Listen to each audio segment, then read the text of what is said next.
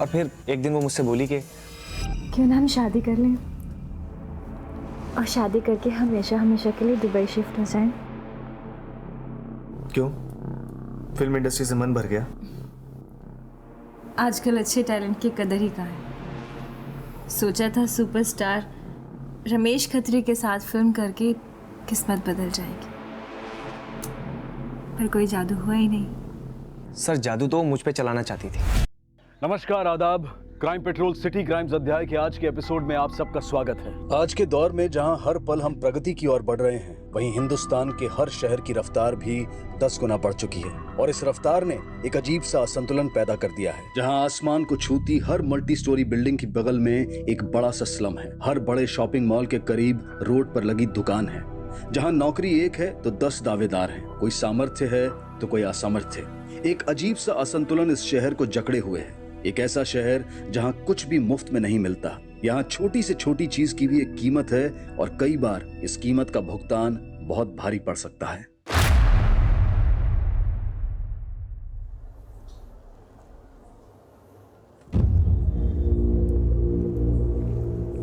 नहीं बंटी, ये पाप है। ये पाप नहीं, प्यार है। नहीं बंटी, ये गलत है। मैं किसी और की हो चुकी हूँ। I am married. लेकिन प्यार तो मुझसे करती हो ना, और अब हमें एक होने से कोई नहीं रोक सकता। नहीं बंटी, तुम यहाँ से चले जाओ प्लीज। बंटी, बंटी, नहीं बंटी, बंटी नहीं, पाप है। Bunty, cut cut cut cut cut. Shaila, इतना हेजिटेट क्यों हो रही हो? This scene has to be wild, full of passion. Okay, I will try.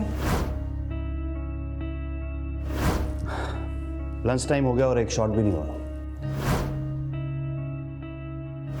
एक काम करते हैं, लंच के बाद करते हैं। ब्रेक, ब्रेक बोल। ब्रेक।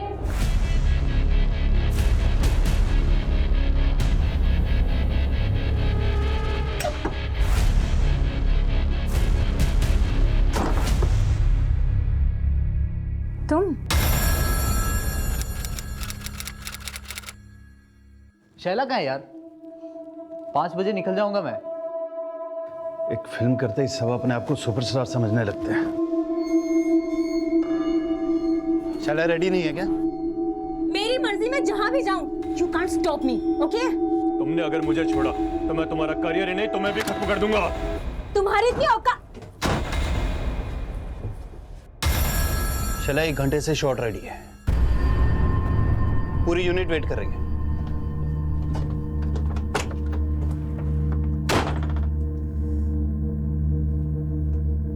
What happened?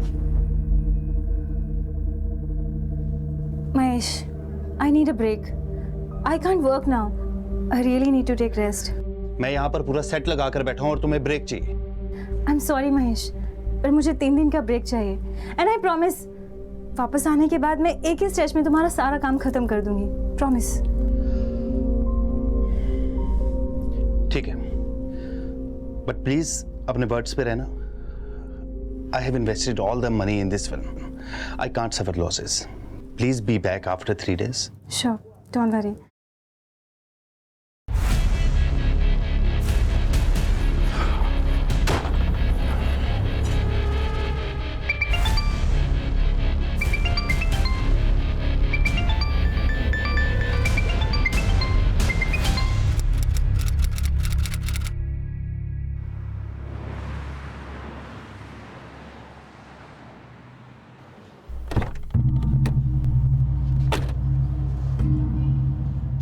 तो आप वो हीरोइन रानी परमार के भाई हैं जिसका वो सिंगर के साथ लफड़ा हुआ था।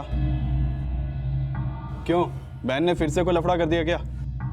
सर, एक्चुअली मैं आपसे शैला पठान के बारे में बात करने आया हूँ। कौन शैला पठान? सर, वो मेरी फिल्म की एक्ट्रेस है।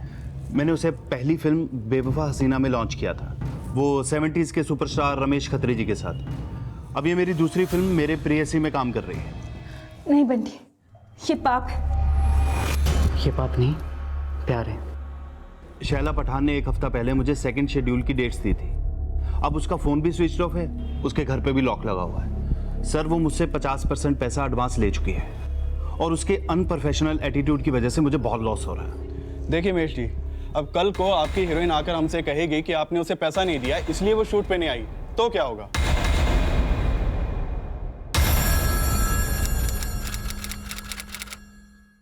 अरे मैंने भी उसको बोल दिया, तू एक्टर है तो क्या हुआ, मैं भी रिपोर्टर हूँ। ऐसा लिखूंगा ना उसके बारे में कि इंडस्ट्री में कोई काम नहीं देगा उसे। हाँ फरमान भाई बोलो। निसार, मुझे एक आर्टिकल छपवाना है तेरे न्यूज़पेपर में। कैसा आर्टिकल?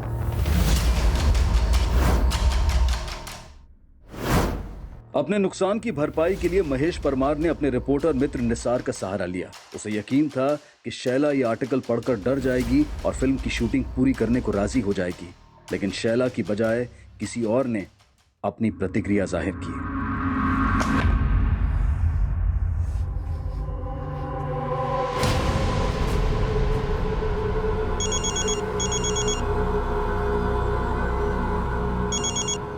हेलो। ये क्या बकवास लिखी है तूने शैला के बारे में? जो भी लिखा है उसके लिए अगले आर्टिकल में माफी मांग, वरना। एक मिनट, आप है कौन? शैला का अंकल। अंकल? पर शैला है कहाँ? अरे मैं उससे मिलकर सब कुछ क्लियर कर लूंगा। शैला किसी से नहीं मिलना चाहती। हेलो।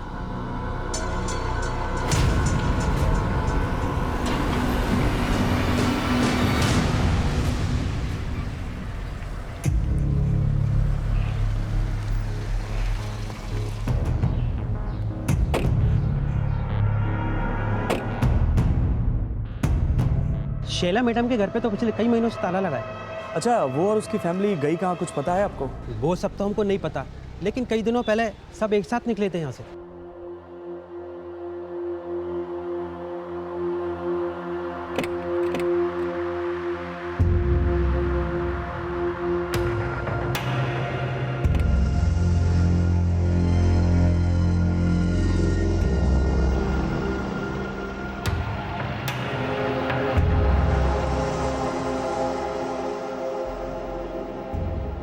लेकिन आप लोग क्या लगते हैं शैला मैडम के, जो उनके बारे में इतना सब पूछ रहे हैं? मैं प्रेस रिपोर्टर निसार, शैला पठान और उसके फैमिली के बारे में कुछ जानना चाहता हूँ। मैं गौतम वासवानी, इस बिल्डिंग का सेक्रेटरी। बोलिए क्या बात है? दरअसल कल मुझे शैला पठान का अंकल ने फ़ोन किया था। क्या उनका अंकल भी उनके साथ ही रहता है? अंकल नहीं तो। उनके साथ और कौन कौन रहता है? शैला अपनी मदर सानिया पठान और स्टेप फादर तबरेज दुरानी के साथ रहते हैं। फादर और मदर क्या करते हैं उनके? जी इसके बारे में तो मुझे कुछ खास आइडिया नहीं है। उनके भाई बहन भी है ना, वो क्या करते हैं? हाँ, उनकी दो छोटी सिस्टर्स हैं, शबनम और निखत। शबनम के बारे में तो मुझे कुछ खास पता नहीं है, लेकिन निखत ये शैला की तरह फिल्म इंडस्ट्री में एक्ट्रेस बनना चाहती है। और उनका एक भाई भी है साहिल, वो शायद एमटेक कर रहा है, और उनके साथ उनकी कज़न मुस्कान भी रहती है। अच्छा, उनकी फैमिली गई कहाँ, कुछ आइडिया है आपको? दरअसल खंडाला में इनका एक फार्म हाउस है, वहाँ अक्सर ये कई कई दिनों तक जाकर रहते थे। आप चाहे तो वहाँ चेक कर लीजिए। देखिए मेरी आपसे एक रिक्वेस्ट है, आप मेरे और मेरे सोसाइटी के बारे में आर्टिकल्स में कुछ मत लिखिए, क्योंकि मैं इस सोसाइटी के बारे में कुछ बैड रिपोर्ट्स नहीं चाहता।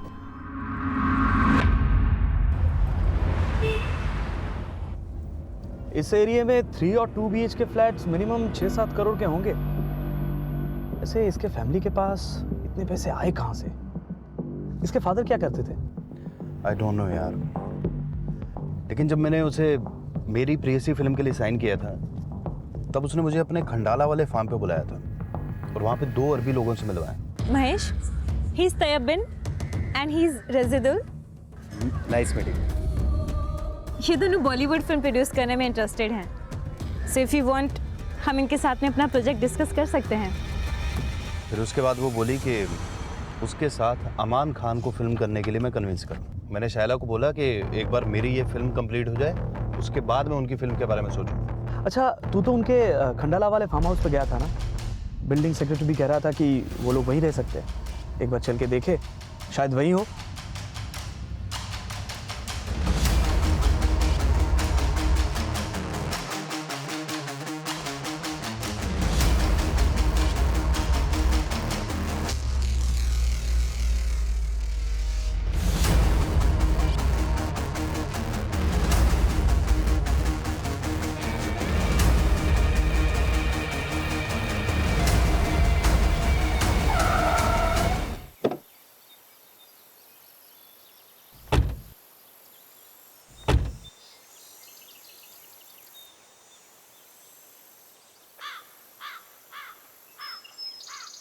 यहाँ पे तो कोई भी नहीं दिख रहा।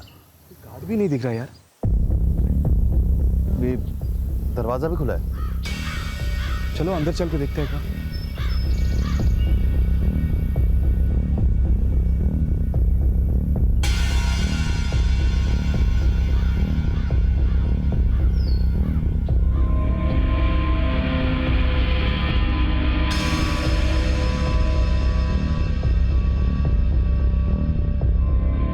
कोई है?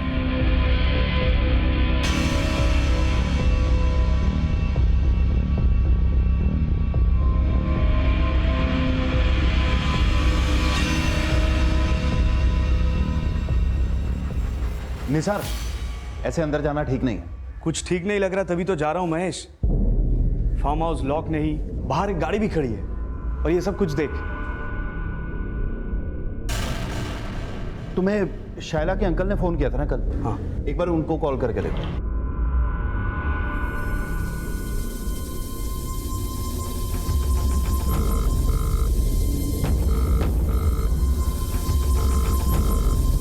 फोन नहीं उठा रहे यार। महेश, ये शैला और उसकी फैमिली के गायब होने का कुछ तो लफड़ा लगता है। ऊपर से अंकल भी फोन नहीं उठा रहे। मेरे प्रोडक्शन मैनेजर के पास शैला के ड्राइवर का नंबर है। शैला के ड्राइवर को पता होगा कि उसके अंकल कहाँ रहते हैं।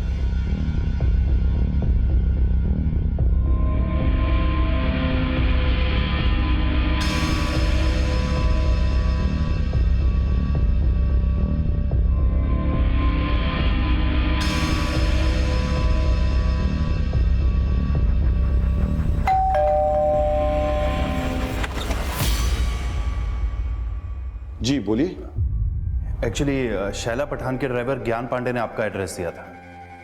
उसने बताया कि शैला अक्सर यहाँ पे आया करती थी। जी हाँ, लेकिन आप लोग कौन हैं? अंकल, मैं न्यूज़ रिपोर्टर निसार पवार। मैंने ही शैला पठान का वो आर्टिकल लिखा था और शायद आपने मुझे कल कॉल भी किया था। आप शैला के अंकल है ना? मैं आपको कॉल क्यों करूँगा? और मैं शैला का अंकल नहीं, मैं उसका फादर हूँ।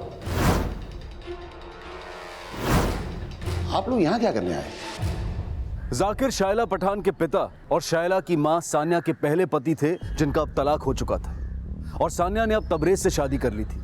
लेकिन शैला के वो अंकल कौन थे जिन्होंने रिपोर्टर निसार को फोन किया था, और पिछले कई दिनों से शैला और उसका परिवार कहां गायब था, इसके बारे में उसके पिता जाकिर को भी कुछ नहीं पता था।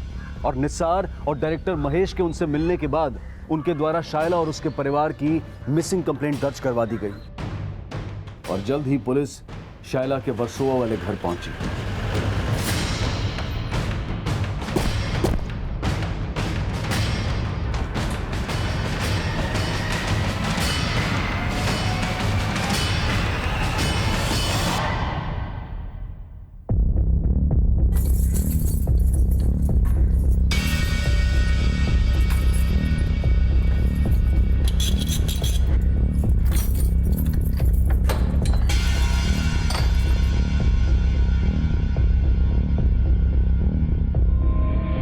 पूरे घर की अच्छे से तलाशी लो।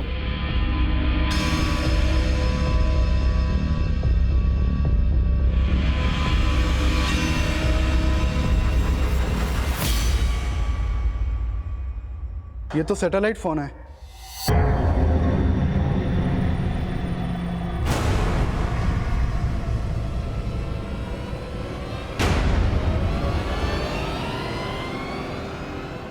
जाकिर जी, आप बता सकते हैं ये उर्दू में क्या लिखा है? सर, ये किसी असामाजिक संगठन से रिलेटेड डॉक्यूमेंट्स हैं।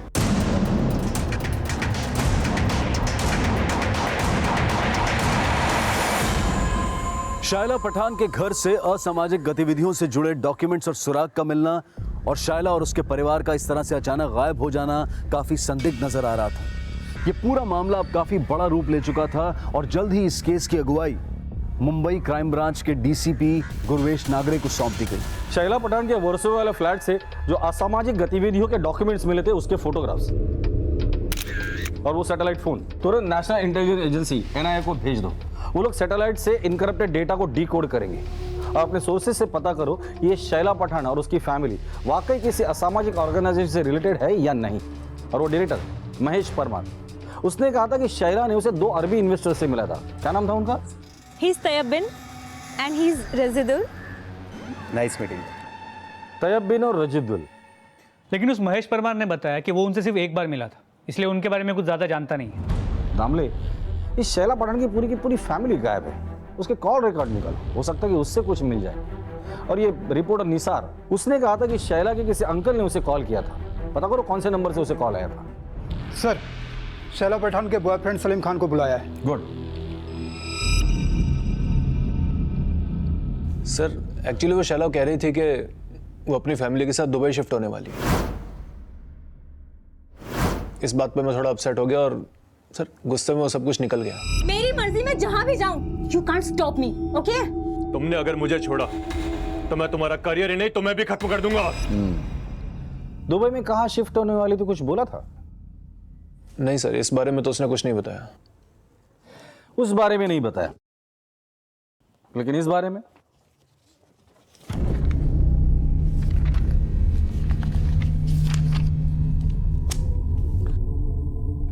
उसका असामाजिक संगठन से संबंध था। इस बारे में तो बताया होगा ना उसने? नहीं सर, अगर मुझे ऐसा कुछ पता होता तो मैं उससे कभी कोई रिलेशन नहीं रखता।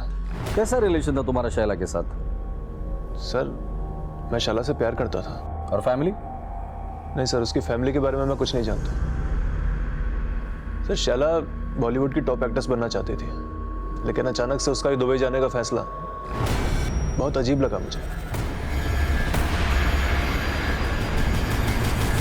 शायला पठान के बॉयफ्रेंड सलीम के बयान के बाद पुलिस इंडिया से दुबई जाने वाली फ्लाइट्स की पूरी डिटेल्स निकालने के लिए सभी एयरलाइन से कांटेक्ट करने में जुट गई।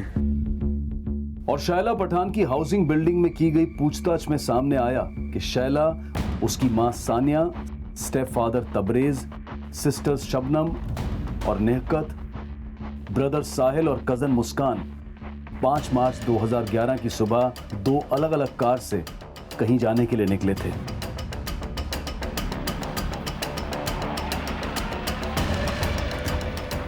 लेकिन सलीम के कॉल रिकॉर्ड्स के मुताबिक वो 5 मार्च 2011 को शैला या उसके परिवार के साथ नहीं था, जबकि शैला का फोन 5 मार्च की रात खंडाला में बंद हुआ था, जहां उनका फार्म हाउस था।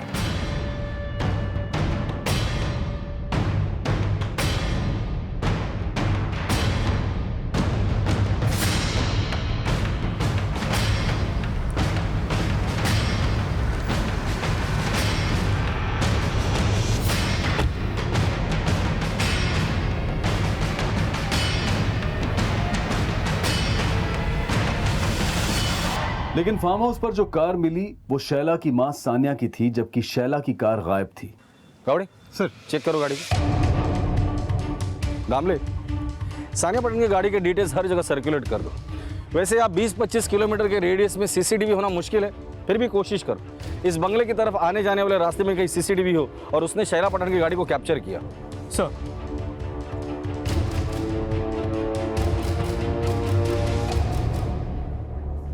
पूरे घर की तलाशी लो, एक भी कोना बचना नहीं चाहिए। दामले, यहाँ कुछ तो हुआ है और जिसने ये सब कुछ किया बहुत होशियारी से किया है। फॉरेंसिक को बोलना यहाँ जो भी टेक्निकल एविडेंसेस मिलता है सब जमा करें।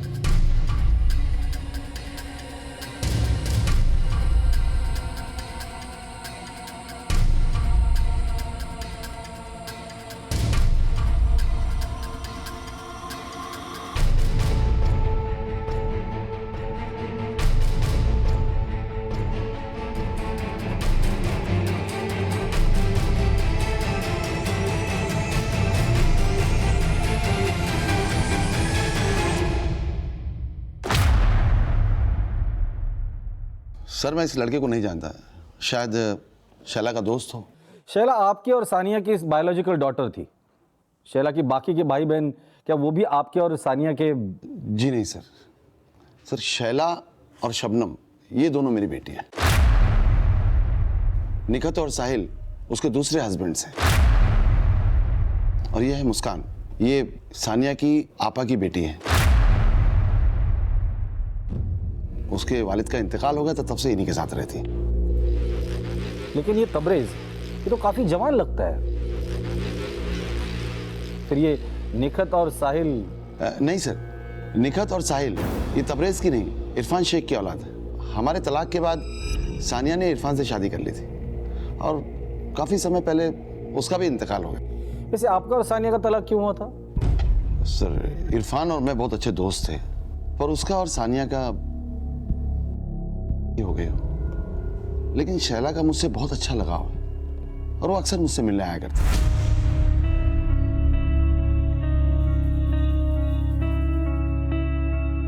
आपका गारमेंट एक्सपोर्ट का बिजनेस है ना? जी। कौन सी कंट्रीज में एक्सपोर्ट करते हैं आप? Uganda, Uzbekistan, Tasmania, Nigeria, Kenya. कोई गल्फ कंट्री? जी नहीं। लेकिन सुना है आपकी बेटी शैला के गल्फ कंट्रीज में अच्छे कनेक्शंस हैं। ये तैयबीन और रजिदुल नाम के 2 अरबी है जो उसके लिए फिल्म प्रोड्यूस करने वाले थे। क्या आप जानते हैं इन दोनों को? जी नहीं, लेकिन आप शैला के बारे में गलत मत सोचिए। वो किसी भी तरह के गलत काम में इन्वॉल्व नहीं हो सकती। लेकिन उसके घर में जो कुछ भी मिला है ना, उससे तो यही लगता है कि वो गलत काम में इन्वॉल्व थी। हैरानी तो मुझे भी है, लेकिन दिल इस बात को मानने के लिए तैयार नहीं है। और बाकी के लोग? सर शैला के अलावा मेरी और बाकी लोगों से कोई खास बातचीत नहीं थी। अच्छा, ये शैला एक स्ट्रगलिंग एक्ट्रेस थी, फिर वर्सोवा में करोड़ों का घर, खंडाला में प्रॉपर्टी, ये कैसे पॉसिबल हुआ? दरअसल सानिया के अब्बू का आगरा में डायमंड का काफी बड़ा कारोबार था और उनके इंतकाल के बाद वो सारा बिजनेस और वहाँ की सारी प्रॉपर्टी वो सानिया के नाम हो गई। अच्छा, ये सानिया का तीसरा हस्बैंड तबरेज, ये करता क्या है? मैं उसके बारे में तो कुछ नहीं जानता, लेकिन वो तीसरा नहीं सर, वो चौथा हस्बैंड। चौथा हस्बैंड? जी हाँ। इरफान के इंतकाल के बाद सानिया ने आमिर से शादी की थी। ये आमिर रहता कहाँ है? सर मुंबई का ही है सर, मिल्लत नगर में कहीं रहता है। ये वही आमिर था जिसने रिपोर्टर निसार को शैला के खिलाफ लिखे गए आर्टिकल पर माफी मांगने की धमकी दी थी और इसने अपने आप को शैला का अंकल बताया था। और निसार द्वारा दिए गए उस नंबर से पुलिस पता कर चुकी थी कि निसार को इसी आमिर द्वारा कॉल किया गया था। शैला ने मुझे बताया था कि वो अपनी अम्मी और भाई बहन के साथ दुबई शिफ्ट हो रही है। ये क्या कह रही है बेटा? तो हमेशा के लिए दुबई शिफ्ट हो रही है? जी अब्बू, और सिर्फ मैं ही नहीं, हम सब भी जा रहे हैं। और तुम्हारी अम्मी का वो स्टोन का बिजनेस और सारी प्रॉपर्टीज? और उसने मुझसे कहा कि सानिया के एब्सेंस में सारा बिजनेस आमिर देखेगा, और जिसके लिए सानिया ने उसे पावर ऑफ अटर्नी भी दी। आपको क्या लगता है, इस आमिर का किसी असामाजिक संगठन के साथ कोई कनेक्शन हो सकता है? इसके बारे में मुझे तो कुछ पता नहीं है सर। आमिर एक गरीब फैमिली से था और सानिया से शादी के बाद उसके पैसों पर ऐश कर रहा है। क्या शैला ने आपको कभी बताया था कि वो दुबई में कहाँ शिफ्ट हो रही है? नहीं सर, उसने मुझसे कहा था कि वो जाने से पहले मुझसे मिलेगी और मुझे बताएगी, लेकिन उसके पहले ये सब। सर आप आमिर से पूछिए, शायद उसे कुछ पता हो।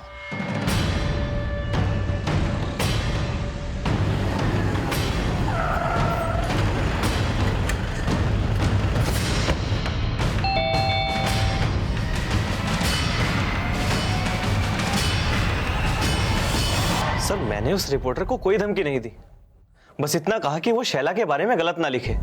शैला और उसके बाकी के परिवार वाले किधर है? मुझे नहीं पता सर। अच्छा एक बात बता, ये शैला की माँ सानिया, उसने अपना बिजनेस, प्रॉपर्टी सबकी पावर ऑफ अटर्नी तुझे दे दी थी। तेरा ये मिल्लत नगर वाला बुटीक, वो भी उसने तेरे नाम पे किया था, तुम दोनों का डिवोर्स होने के बाद। ऐसा क्यों? क्योंकि सर सानिया मुझ पर भरोसा करती थी। भले ही हमारा डिवोर्स हो गया, लेकिन वो आज भी मेरी कद्र करती है। कद्र करती थी या तेरा खौफ था उसके दिल में? नहीं सर। या सामाजिक ऑर्गेनाइजेशन के साथ किसका संबंध था, तेरा या उनका? मुझे नहीं पता सर, आप तबरेज का पता कीजिए, वो अच्छा आदमी नहीं था। क्या करता था? कश्मीर में एक एनजीओ चलाता था। कश्मीर में? जी सर, तबरेज कश्मीर से है। कश्मीर में कहां से? इस बारे में मुझे कुछ नहीं पता सर। सानिया का चौथा शौहर तबरेज, जो कि सानिया से उम्र में तकरीबन 20-21 साल छोटा था, वो कश्मीर में कोई एनजीओ चलाता था और इस इंफॉर्मेशन ने पुलिस को चौकन्ना कर दिया। जल्द ही यह भी सामने आ गया कि 5 मार्च 2011, जिस दिन से शैला और उसके घर वालों का फोन बंद था, तब से उन्होंने इंडिया से दुबई तो क्या, किसी भी देश में जाने के लिए कोई हवाई सफर नहीं किया था। तो अब शैला और उसकी फैमिली कहां थी? और अगर 5 मार्च 2011 को शैला अपने परिवार के साथ खंडाला वाले फार्म हाउस पर गई थी, तो फिर अचानक गायब कहां हो गई? और अगर सानिया की कार फार्म हाउस पर थी, तो फिर शैला की कार कहां थी? चौतरफा छानबीन के बावजूद फैमिली की कोई भी लीड पुलिस को नहीं मिल पा रही थी और ना ही उन 2 अरब इन्वेस्टर्स के बारे में कोई इंफॉर्मेशन मिली थी जो शैला के फार्म हाउस पर देखे गए थे। और अब यह अंदाजा भी लगाया जा रहा था कि कहीं शैला और उसके घर वाले तबरेज के साथ कश्मीर में ना हो, लेकिन कश्मीर में तबरेज कहाँ रहता है, कौन सी एनजीओ चलाता है, इसके बारे में कोई जानकारी नहीं मिल पाई थी और ना ही एनआईए के द्वारा उनमें से किसी के भी उन असामाजिक संगठनों से जुड़े होने का कोई क्लू मिला था। और अब सानिया के पहले और तीसरे शौहर जाकिर और आमिर के भी कॉल रिकॉर्ड्स और एक्टिविटीज में उस असामाजिक संगठन के साथ कनेक्शन होने का पता लगाया जा रहा था। लेकिन आमिर के साथ की गई पूछताछ में पुलिस ये पता लगाने में कामयाब हो गई कि खंडाला के फार्म हाउस से मिले फोटोग्राफ्स में शायला के साथ वो अनजान शख्स नितिन शाह था और जल्द ही उसे पूछताछ के लिए बुलाया गया।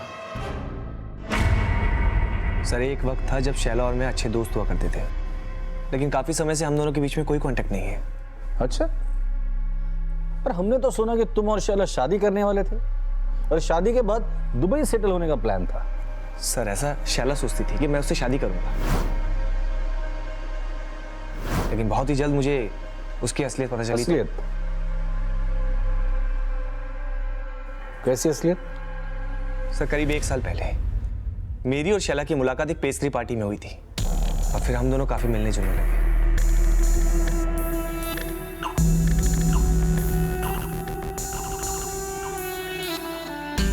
मैं अपने डैड के बिजनेस के सिलसिले में अक्सर दुबई आया जाया करता था। सर, हमें नजदीक आने में ज्यादा वक्त नहीं लगा और फिर एक दिन वो मुझसे बोली कि क्यों ना हम शादी कर लें और शादी करके हमेशा हमेशा के लिए दुबई शिफ्ट हो जाएं। क्यों, फिल्म इंडस्ट्री से मन भर गया? आजकल अच्छे टैलेंट की कदर ही कहाँ है। सोचा था सुपरस्टार रमेश खत्री के साथ फिल्म करके किस्मत बदल जाएगी, पर कोई जादू हुआ ही नहीं। सर, जादू तो मुझ पे चलाना चाहती थी, लेकिन उससे पहले ही मुझे पता चल गया कि वो मेरे साथ ही नहीं बल्कि और कई लोगों के साथ हम बिस्तर होती थी। She is an escort. कई दिन घर से गायब रहती। मैं फोन करता तो कोई रिप्लाई नहीं देती, क्योंकि सर उसके कई कस्टमर थे जो कि एक बी ग्रेड एक्ट्रेस को एक रात गुजारने के लिए लाखों रुपए देते थे। तो जाहिर सी बात है तुम भी उसी मतलब से उसके करीब आए होगे। सर, मतलब तो उसे मुझसे था, मेरी दौलत से था, मुझे लूटना चाहती थी, लेकिन वो मुझे झांसे में फंसाती उससे पहले मेरे दोस्त ने मुझे सारी सच्चाई बता दी। क्या क्या सच्चाई पता चली तुम्हें? सर, मैंने भी न्यूज़ पे सुना कि उसके और उसके परिवार के असामाजिक संगठनों से कनेक्शन है। ये सब उसकी असलियत है या नहीं, ये मुझे नहीं पता। नितिन के अलावा शैला के बॉयफ्रेंड सलीम ने अपने स्टेटमेंट में कहा था कि शैला दुबई जाने वाली थी। एक्चुअली वो शैला कह रही थी कि वो अपनी फैमिली के साथ दुबई शिफ्ट होने वाली है। सानिया के 2 हस्बैंड जाकिर और आमिर ने भी ये बात कबूली है कि पूरी फैमिली दुबई जाने वाली थी। इन दामले, सोचने वाली बात यह है कि इस पूरी फैमिली का दुबई शिफ्ट होना और इनके घर में मिले असामाजिक गतिविधियों से रिलेटेड डॉक्यूमेंट्स का आपस में क्या कनेक्शन हो सकता है? एनआईए को इनके खिलाफ कोई सबूत नहीं मिला और वो सैटेलाइट फोन, उसमें भी कोई डेटा नहीं था। तो फिर पॉसिबिलिटी ये भी बनती है कि कोई इस फैमिली को फंसाना चाहता हो और इस फैमिली को गायब करने के पीछे किसी का कोई मोटिव हो। इन दैट के सबसे ज्यादा फायदा आमिर का हो सकता है, लेकिन कल्प्रिट जाकिर भी हो सकता है या फिर शैला के 2 बॉयफ्रेंड भी। इन सब पे नजर रखो। दामले, एक टीम को आगरा भेजो। ये सानिया वहाँ डायमंड बिजनेस से रिलेटेड थी, हो सकता है वहां से कोई लीड मिल जाए और इनके वर्षों वाले घर में काम करने वाले ड्राइवर, मेड और दूध वाला, इनसे पूछताछ करो। सर, शैला और उसकी फैमिली के अचानक गायब होने का राज पता करने के लिए मुंबई, खंडाला से लेकर आगरा और कश्मीर तक छानबीन की जा रही थी और पुलिस को पता चला कि शैला के ड्राइवर ज्ञान पांडे के अलावा उनकी फैमिली का एक और ड्राइवर हुआ करता था, मंगत, जिसने 5 मार्च 2011 से काफी समय पहले ही काम छोड़ दिया था। तुम सानिया को अच्छे से जानते थे, उसका ड्राइवर थे। वो तुम्हें कभी ऐसी जगह पे ले गई थी जो तुम्हें अजीब लगी हो? साहब, सानिया मैडम तो नहीं, लेकिन उसकी बेटी शबनम हमेशा मेरे को इधर उधर लेकर जाती थी। इधर उधर मतलब? दरअसल शबनम मैडम को नशे का लत था और वो मुझको रात रात में नागपाड़ा, बांद्रा, खार में चरसियों के अड्डों पर ले जाती थी और बहुत सारा ड्रग्स लेती थी और मुझसे कहती थी कि इसके बारे में उसके घर वालों को ना बताऊं। साहब, वो बहुत बिगड़ैल थी और नशे के लिए तो किसी के साथ भी। उसके बाकी भाई बहन साहिल, निकत और मुस्कान, इनके बारे में क्या जानते हो? साहब, मुस्कान मैडम उनकी सगी नहीं थी। सब लोग उनके साथ नौकरों जैसा बर्ताव करते थे साहब, पर मेरे को लगता है मुस्कान मैडम उनकी आवभगत करते करते तंग आ गई थी। निखत और साहिल का स्वभाव कैसा था? वो दोनों तो ठीक थे। साहिल साहब पढ़ रहे थे और निखत मैडम शैला मैडम की तरह एक्ट्रेस बनना चाहती थी। 5 मार्च को वो लोग वर्सोवा से निकले। उसके पहले तुमने घर में कुछ नोटिस किया जो तुम्हें अजीब लग रहा हो? साहब ऐसा तो कुछ याद नहीं, लेकिन हाँ 5 मार्च से पहले फरवरी में 4 दिन के लिए ये लोग खंडाला गए थे। सानिया मैडम मेरे को बोली 4 दिन के लिए तेरी छुट्टी, लेकिन मैंने ठीक से गिना नहीं शायद, और चौथे ही दिन में वहाँ काम करने पहुँच गई। मैंने 3-4 बार बेल बजाई, फिर मेरे को याद आया कि वो चौथा ही दिन था। लेकिन साहब मैं दूसरे के घर से काम करके वापस आ रही थी ना, तो मैडम के फ्लैट से मैंने उनका दूध वाला जुनैद को बाहर निकलते हुए देखा। साहब अगले दिन ये बात मैंने सानिया मैडम को बताई। मेरे को लगा कि कुछ चोरी वोरी के इरादे से वो आया हो, लेकिन मैडम मेरे को बोली कि ये बात किसी को मत बताना, मैं देख लूंगी। एक दूध वाला इनकी गैर मौजूदगी में इनके घर से बाहर निकलता है, उसके खिलाफ पुलिस एक्शन लेने के बजाय सानिया अपनी मेड शांति को चुप रहने के लिए कहती है।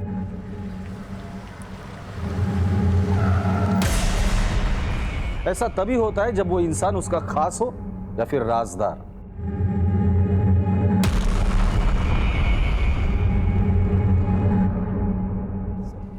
साहब मैंने कुछ नहीं किया साहब।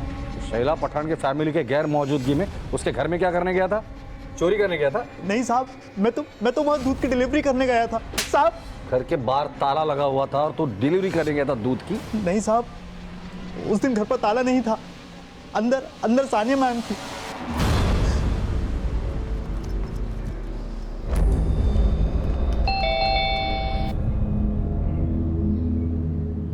वैसे तो रोज मुस्कान मैडम दरवाजा खोलती थी, लेकिन उस दिन अचानक सानिया मैडम ने दरवाजा खोला। क्या देख रहे हो? जाओ किचन में जाके दूध रखो।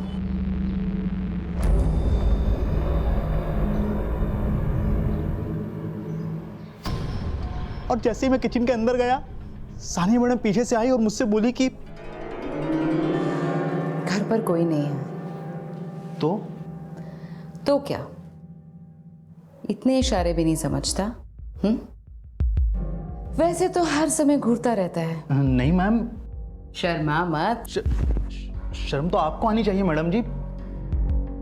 जवान बेटियां हैं आपकी और आप इस तरह से छी बोलता है मुझे? 2 मिनट लगेंगे मुझे पड़ोसियों को यहां पर बुलाने में।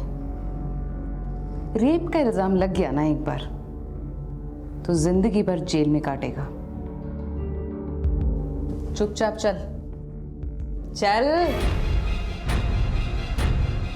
उसने मुझे ब्लैकमेल करके मेरे साथ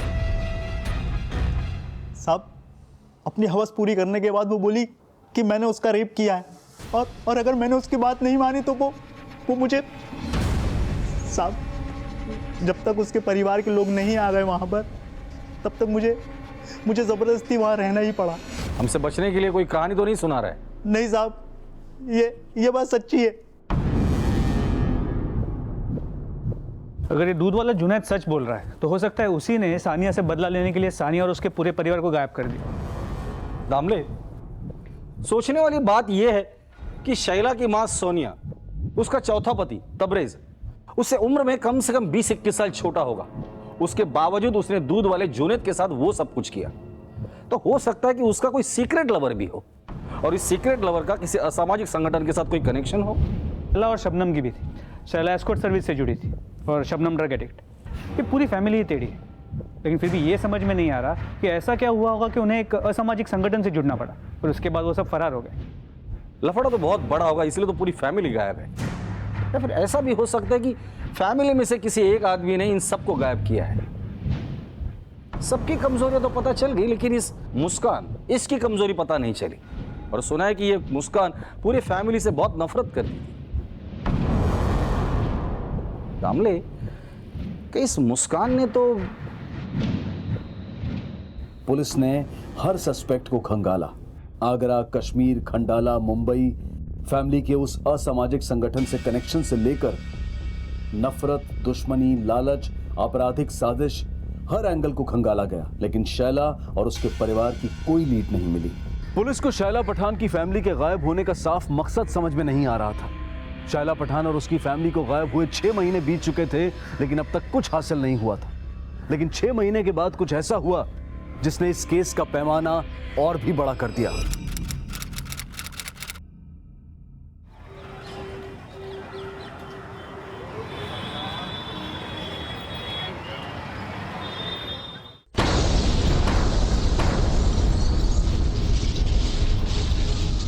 सितंबर 2011 को दिल्ली के भीड़-भाड़ वाले इलाके में हुए इस बॉम्ब विस्फोट में 15 लोग मारे गए और 80 से ज्यादा लोग घायल हुए।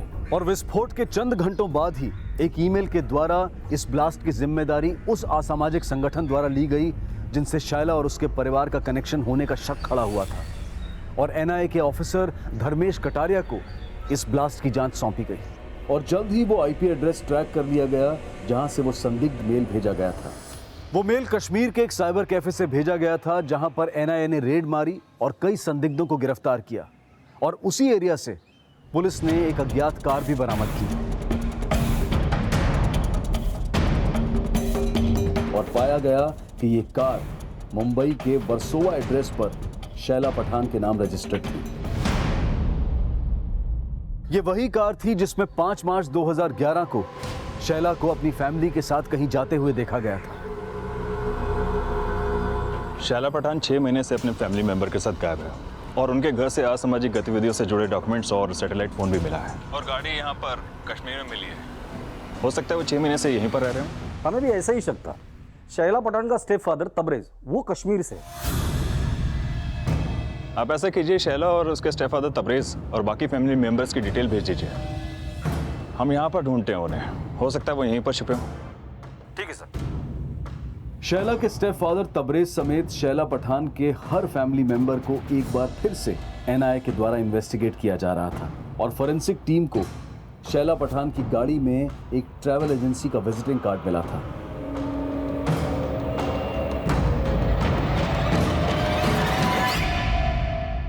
और जब उस ट्रैवल एजेंसी से पूछताछ की गई तो सामने आया कि उस एजेंसी के एक ड्राइवर गणेश को 7 मार्च 2011 को शैला के स्टेप फादर तबरेज ने शैला की कार को खंडाला से कश्मीर ले जाने के लिए हायर किया था, जिसके बाद उस ड्राइवर गणेश से पूछताछ की गई और कई जानकारियां सामने आईं।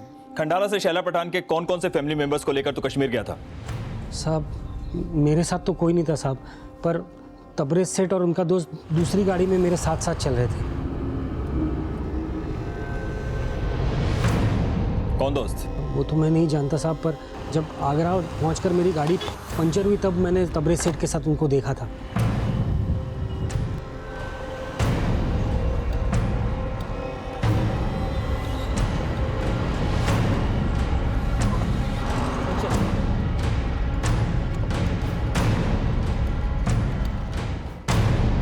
सर ये राशिद खान है। शैला के स्टेप फादर तबरेज के साथ मिलकर कश्मीर के पुलवामा एरिया में एनजीओ चलाते थे, लेकिन ये दोनों सोशल वर्क नहीं बल्कि चैरिटी के नाम पे चंदा इकट्ठा करते थे। तबरेज वहां से असेंबली इलेक्शन भी लड़ा था और हार गया और उसके बाद वहां से लाखों रुपए लेके गायब हो गए।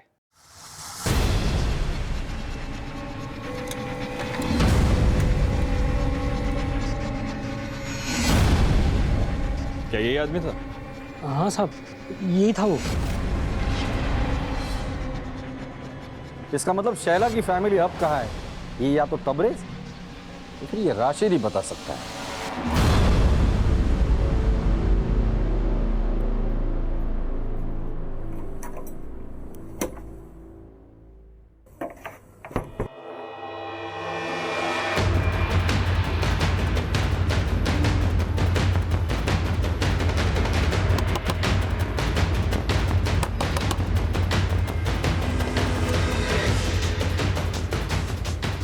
आखिरकार राशिद को एनआईए टीम ने दिल्ली निजामुद्दीन से अरेस्ट कर लिया और उसके बयान के मुताबिक जल्द ही एनआईए को तबरेज के ठिकाने का भी पता चल गया।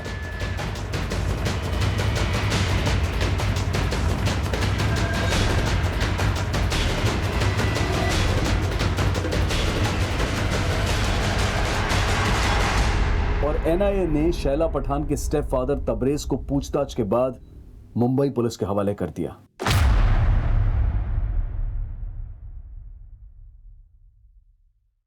साहब मैंने धर्मेश साहब को ही बताया, मेरा इस बॉम्ब ब्लास्ट से कोई लेना देना नहीं है, मैं कुछ नहीं जानता।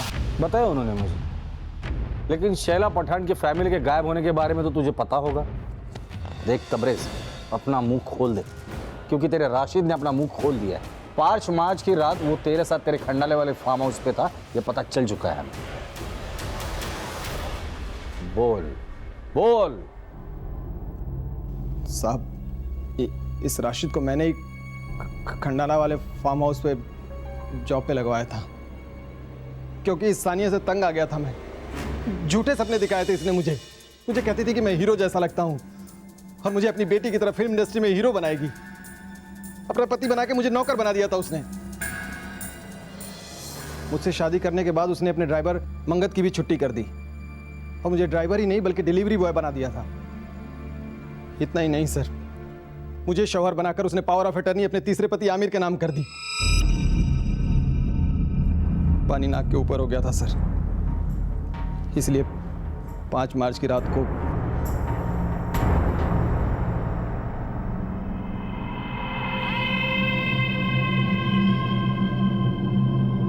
मैंने और राशिद ने वहां पर रॉड और चाकू का बंदोबस्त पहले से ही कर दिया था और जैसे ही मुझे मौका मिला मैं सानिया के साथ अपनी भड़ास निकालने लगा।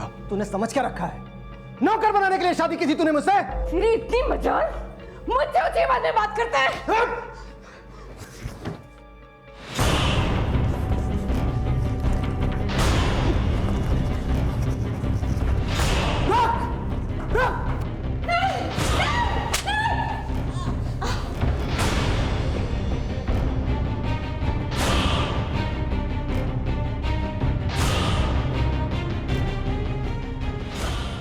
उन सबको मारने के बाद हमने उनकी लाश को गद्दों से ढककर पत्थर से ढक दिया था ताकि कुत्ते भी उनके स्मेल से पता न लगा सके कि हमने उन्हें कहां दफन किया है। उसके बाद हम लोग मुंबई आ गए। मुंबई में हम 2 दिन रहे और हमने वहां से सारे जेवर और कैश गायब कर दिए। साहब, वो फिर हमको याद आया कि फार्म हाउस की दीवार पर खून के धब्बे रह गए हैं। हम वापस फार्म हाउस गए। खून के धब्बे मिटाने के लिए हमने आग से जलाकर दीवार को काला कर दिया और शैला की गाड़ी को ले जाकर कश्मीर में डंप कर दिया। आप लोगों को भटकाने के लिए हमने सानिया के घर में वो सैटेलाइट फ़ोन और कागज़ रख दिया। अगर आप लोग को वो ट्रेवल एजेंसी का पता नहीं चलता तो आप लोग हमें कभी नहीं पकड़ पाते साहब। गलत फहमी है तेरी। आज तक जुर्म कभी ना छिपा है ना छिपेगा।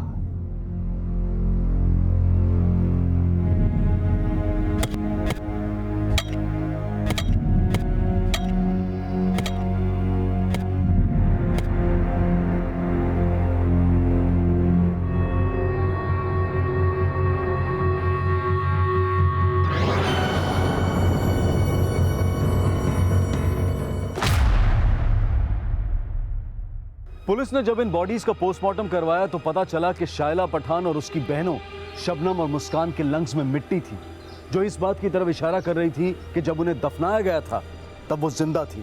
लेकिन इस परिवार को जिंदगी से रुखसत करने वाला तबरेज भले ही कितना बड़ा अपराधी हो, पर सच्चाई ये भी है कि शैला की मां सान्या ने अपनी जिंदगी में खुद इन अपराधों को न्योता दिया और अपने परिवार को एक लापरवाह परवरिश, ऐसी लापरवाह परवरिश कि ना तो परिवार में से किसी को सही और गलत की परवाह थी और ना ही कभी उन्हें इस बात का एहसास हुआ कि उनका ये लापरवाह रवैया कब तबरेज जैसे अपराधियों को उनकी जिंदगी को तबाह करने के लिए उकसा देगा। अब मैं अनूप सोनी आपसे विदा लेता हूं। फिर मुलाकात होगी अगले एपिसोड में एक और चौंका देने वाले केस के साथ।